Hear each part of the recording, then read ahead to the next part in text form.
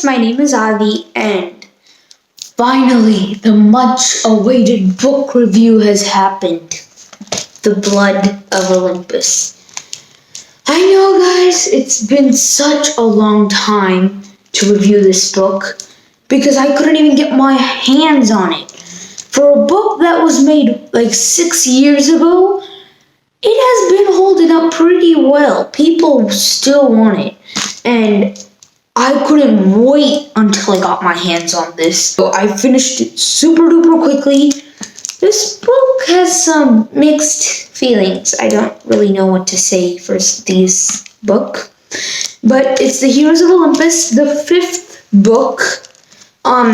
Let's talk about the author is Rick Riordan.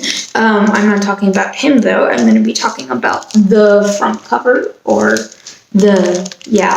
and that's Jason right there with the lightning, and that's Hazel with her horse, and everybody's just raining down on. First I was like, who is this? These two guys, but then I learned that these were giants, and they're defeating them, which they did defeat them, but we'll get on to that later. So as I said, Rick Riordan, this book could not have been better. But just why didn't we get any Percy point of views? There was a lot of Jason, Nico, and Raina chapters in this, and a little bit of Piper and Leo. But no Percy or Annabeth, no Hazel or Frank, and just wow. Percy in a spot was like drowning in poison, not in water, because he can't drown in water.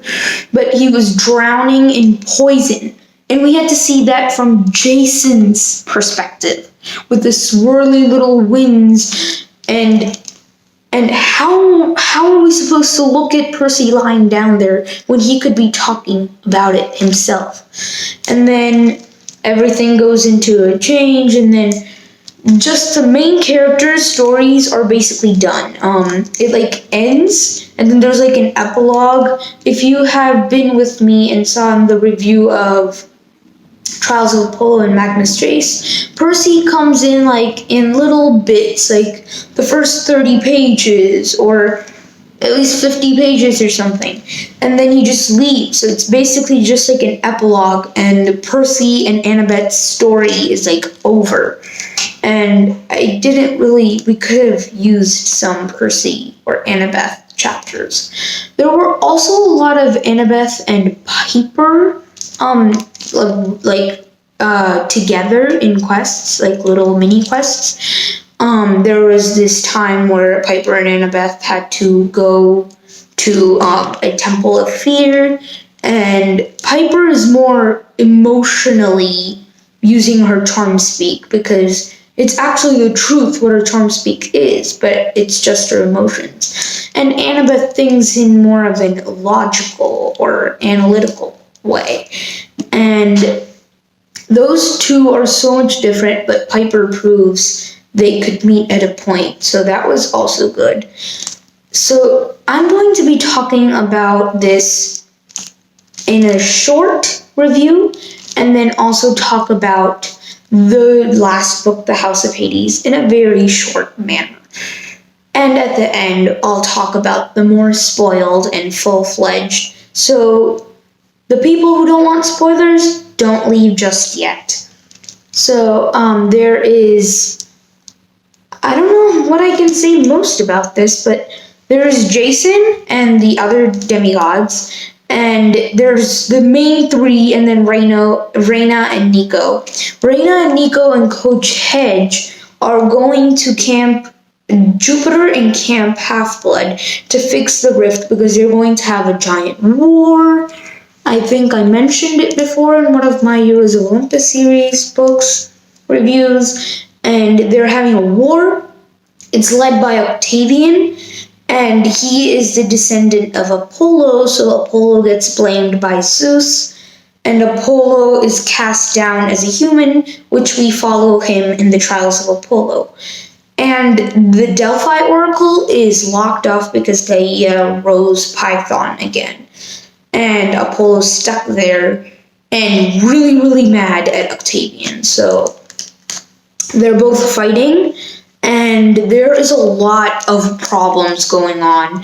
And everybody who's a descendant of Apollo loses his or her future seeing, and they are going to fight at the end. And the other 7 demigods, on the other hand, are fighting the giants with some gods' help. And they defeat the giants. Of course they did. And they defeat Gaia. So they lull her back to sleep. Now for the more spoiled version. The spoiled version, I cannot there's so much to explain, but I'm just going to be telling you, like, scenes. So, like, the first scene was, like, when Percy and Annabeth, they come back from Tartarus. Nico and Reyna are going to heal the rift, as I said, and there's a lot of Reyna talking about her family, Nico spilling out his emotions, and in one point in time, just Nico exploded all of his emotions, and everybody near him felt those emotions of how he felt when he was in Tartarus alone, which had happened and I didn't know about it. And Reyna talks about her sister and her dad that turned into a ghost, and she had to kill his dad as a ghost. I don't know if that makes sense, but his human body began to just go crazy, and then they called that a mania, and he just turned into a crazy ghost. So then she had to kill his ghost.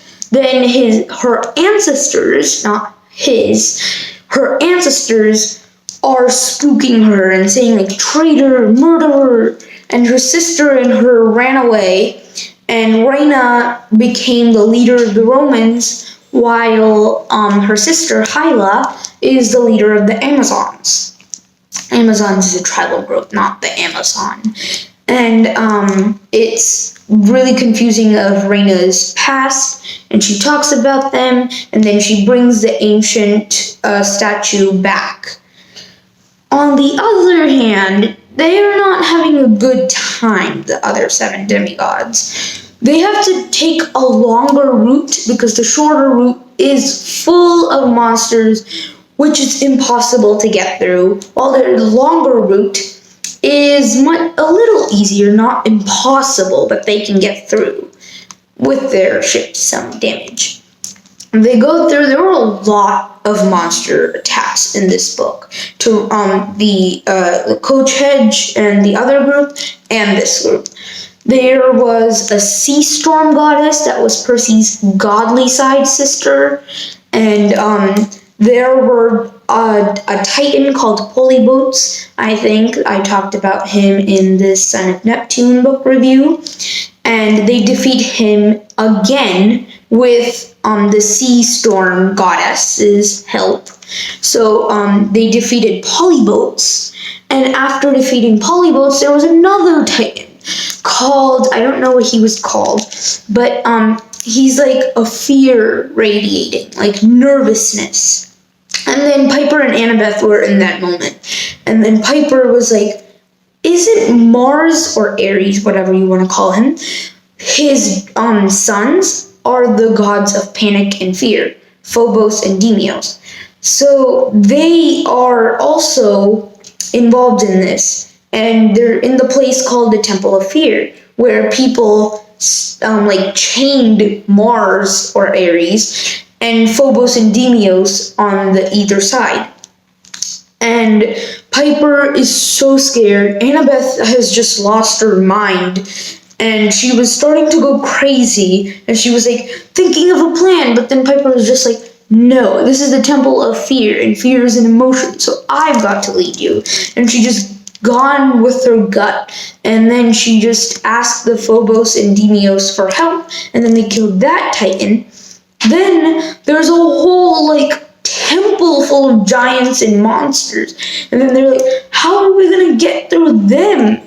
And then there's like evil chanting, not magic words, please and thank you, evil Gaia words. And then they had to stop the giants and the giants and the titans, yes. So they had to stop the giants and the titans. But a giant or a titan could be only killed or sent to Tartarus with the help of a god and a demigod. So a god just can't go stabbing a titan in the back because it won't work.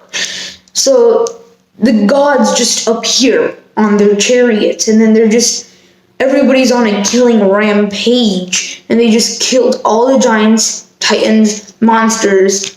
But of course they had to be a giant plot twister where their chanting was actually done. And Gaia's first plan is to kill all the Romans and the Greeks so there could be no sign of demigods. But little does she know there are also Norse demigods, but we'll get into that later. She's trying to kill, but the Athena Parthenos is keeping her a while for like 5 minutes, and then Zeus literally slaps the boat to Camp Half-Blood. Literally just hits it. That is the most funny. Okay. I thought they were just going to magically transport them, but then Zeus had to slap them away to Camp Half-Blood. And then they not kill Gaia, because then that would literally kill the earth. And they can't do that with the help of all the gods. So that won't happen. Viper, Leo, and Jason. This is the juicy part. They lull her back to sleep. She went to sleep with Piper's charm speak, and Leo makes a giant explosion at the end to make Gaia finally they just go to sleep. And right at that time, Octavian managed to blow an onager. It's kind of like a cannon, and then both of that momentum killed Leo.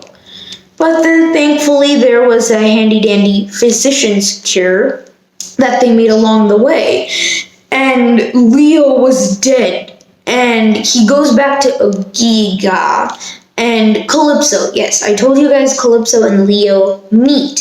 So he goes back to the island where Calypso lives, which is called Ogygia. And Festus, the dragon, just injects the magical potion in him, and then he becomes alive. And then he's taking Calypso back, and that's where we see him in the Trials of Apollo, where he comes back with Calypso in the second book, I think, and then defeats the emperors.